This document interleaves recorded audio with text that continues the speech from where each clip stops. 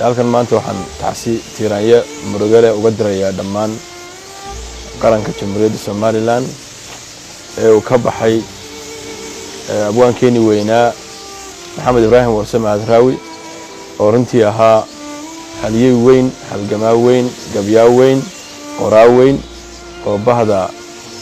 dhaqanka iyo suugaanta iyo taariikhda runtii aad iyo aad ummadda Soomaaliyeed ugu suntana ayaa maanta inaga geeriyooday. كل نفس ذائقة الموت وإنما توفون أجورهن ومن زحزح عن النار ويدخل الجنة فقد فاز بالنهاية ولوجود حكومية هاي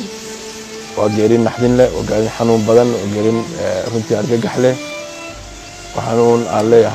هاي سمرية إيمان مدة الصومالية أفكار الصومالية كوها العشاء يبرشة عالم كعيد كسوة تقاني كويس كي قرابدي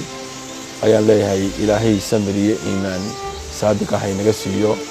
abwaankeena weyn runtii waxa inaga baxay taariikh weyn waxa uu runtii Habraawi ahaa waxaan ereyay lagu soo koobi karin macallin buu ahaa waxa tusaale nololeed waxa uu ahaa runtii qof wax weyn raad weyn kaga tagay maskaxda dadka af Soomaaliga ku hadla runtii aad iyo aad loo xasuusan doono boqolaalka iyo kumanaanka sano ee soo socda haddii ay noloshu sii jirto.